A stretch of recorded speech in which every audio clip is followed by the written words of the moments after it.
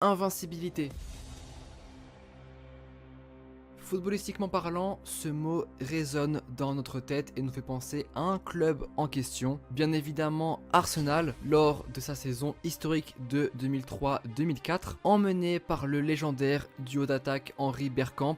Les hommes d'Arsène Wenger ont créé l'exploit en devenant la première équipe de l'histoire de la Premier League, ayant fini une saison invaincue, 90 points, 26 victoires, 12 nuls pour 0 défaite. Surnommé les Invincibles, le club londonien reçoit un trophée en or pour son exploit. Le Milan AC de 92, l'Ajax Amsterdam de 95, la Juventus de 2012 ou encore Arsenal de 2004, ces 4 équipes font partie des rares ayant fini une saison de championnat avec un total de 0 défaite. Cependant, une équipe de football se démarque en étant celle qui est restée le plus longtemps invaincue, l'équipe roumaine du Steaua Bucarest, uniquement composée de joueurs roumains, qui est rentré dans l'histoire en étant resté invaincu pendant 106 matchs entre 86 et 89, dont une Ligue des Champions à la clé en 86, détenant ainsi le record européen en termes d'invincibilité. Le Steaua Bucarest, emmené par le génial meneur George Hagi, se fait alors un nom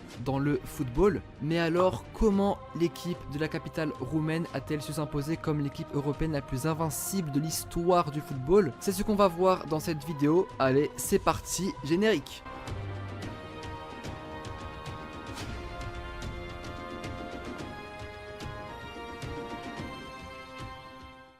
Tout d'abord, présentons ensemble le club. Le Steaua Bucarest est un club roumain fondé en 1947 dans la capitale Bucarest sous l'ère communiste, 2 ans après la fin de la Seconde Guerre mondiale. C'était au départ le club de l'armée roumaine. Le club a pour principal rival le Dynamo Bucarest qui représentait la police roumaine. Malgré une large domination du Dynamo en Roumanie, le Steaua se fera une place dans le pays à partir des années 80. Ainsi, en 85, Ion Alexandrescu, ancien joueur du Steaua, devient président du club avec un objectif bien précis: écraser le Dynamo en Roumanie et faire du Steaua le club le plus prestigieux du pays. En effet, un an plus tôt, en 84, le club ennemi atteint les demi-finales de la Ligue des Champions. C'est alors qu'Alexandrescu a pour projet d'inverser la tendance et d'en finir avec cette concurrence. Sous les ordres d'Emeric Genei, lui aussi ancien joueur du Steaua, l'équipe se verra métamorphosée. Emeric développe une tactique basée sur le pressing constant avec des transitions très rapides.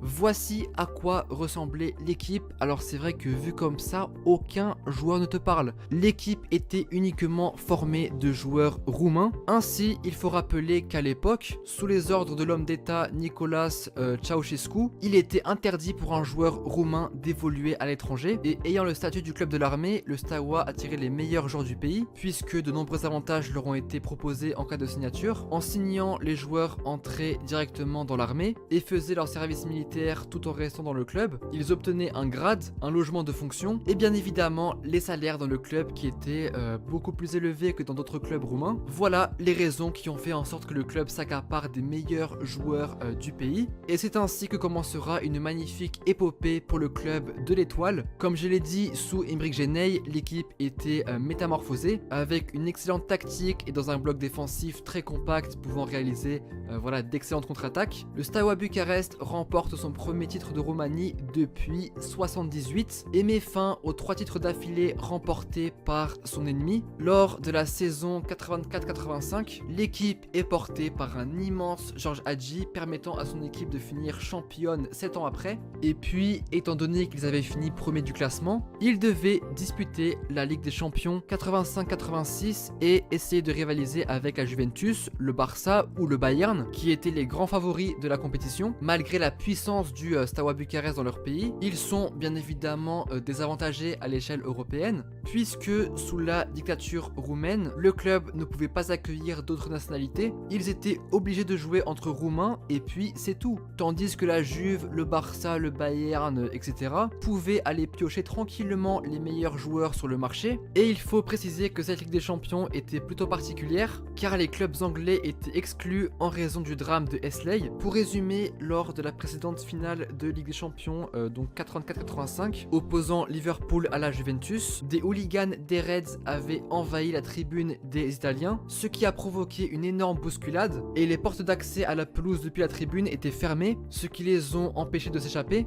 Donc ils étaient bousculés, écrasés, asphyxiés, pris au piège. Le bilan, 39 morts et plus de 450 blessés. Oui, je sais que c'est horrible. Et à cause de ça, les clubs anglais ont été bannis de la Ligue des Champions de 85-86. Bref, durant la compétition, le Steaua Bucarest élimine un club hongrois en 8e et un finlandais en quart. Je vous avoue que ce n'est pas le plus intéressant, mais à partir des demi-finales, là, ça le devient. Le club roumain affronte Anderlecht, mais perdent 1-0 sur la pelouse des Belges. D'ailleurs, les Belges qui me regardent, dédicace à vous. Cependant, au match retour, emmené par leur attaquant Victor Pitsurka, auteur d'un doublé, les Roumains se qualifient en finale après les avoir battus 3-0 et le Steaua se retrouve donc dans la dernière étape de la compétition, la finale affrontant le FC Barcelone dans le stade Ramon Sanchez Pizjuán, donc le stade du FC Séville, sous le regard de 70 000 spectateurs. Forcément, la finale étant en Espagne, le stade est rempli de supporters barcelonais. Personne, au grand personne, ne voyait Bucarest remporter cette finale.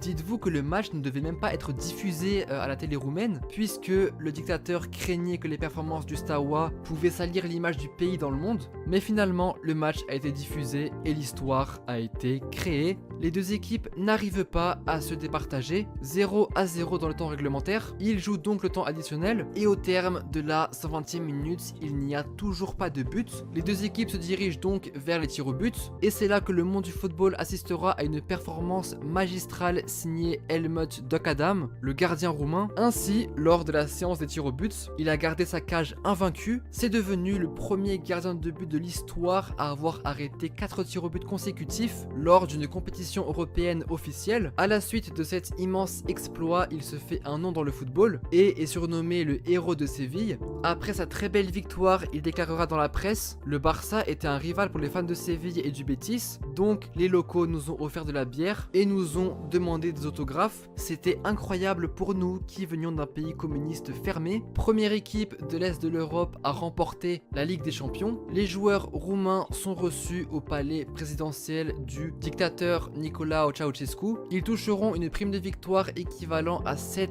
années de salaire d'un haut fonctionnaire, ainsi que d'anciens véhicules de l'armée que les joueurs revendront après pour gagner de l'argent. Ah bah oui, rien à voir avec les primes de maintenant. Et puis, après la compétition, le Steaua Bucarest s'était mis en mode rouleau compresseur en détruisant tout sur son passage pendant 3 ans. Ainsi, le club n'avait pas perdu un seul match entre 86 et 89, 106 matchs de championnat sans défaite, du jamais vu dans l'histoire du football européen, un record qui n'est pas prêt d'être égalé. Et là vous allez me dire, mais Rara, quelles ont été les stars de l'équipe? Georges Hagi, bien sûr, qui a fini à de nombreuses fois meilleur buteur durant la période, et Victor Pitsurka, l'attaquant de l'équipe. La saison 85-86 par exemple, il finit à 29 buts en 34 matchs, derrière Hagi et ses 31 buts. Ah bah c'était clairement les deux grands acteurs de l'invincibilité roumaine. 3 ans après leur exploit, ils reviennent en finale de Ligue des Champions contre l'AC Milan, mais cette fois-ci, ils s'inclinent 4-0. Et maintenant, qu'en est-il du Steaua Bucarest? Eh bien, leur domination n'est pas autant présente qu'avant, bien qu'ils aient le record du plus grand nombre de championnats remportés avec 26. Leur dernier remonte à la saison 2014-2015. Actuellement, c'est le CFR Cluj qui roule sur le championnat roumain avec 4 titres remportés ces 4 dernières années. Mais le monde du football n'oubliera jamais le Steaua Bucarest qui s'est inscrit d'une manière inattendue à jamais dans l'histoire. La génération dorée du foot romain, c'était nous. On a gagné des trophées nationaux et 2 trophées européens les plus importants. Et donc voilà, c'est le club européen ayant la plus longue série d'invincibilité en championnat. Je répète, 106 matchs sans défaite. 32 ans après cet exploit, il n'a toujours pas été égalé. En même temps, c'est presque impossible, voire impossible tout court. J'espère que la vidéo vous aura plu, que vous avez pu passer un bon moment et que vous avez pu apprendre des choses. J'espère qu'elle vous a été utile. Si c'est le cas, n'hésitez pas à liker la vidéo, c'est comme une manière pour vous de me remercier pour cette vidéo. Merci à ceux qui le feront avec un commentaire, ça fait toujours plaisir. Mes réseaux sont en description pour discuter avec moi. Et sur ce, moi je vous laisse, merci du soutien. Allez, tchuss!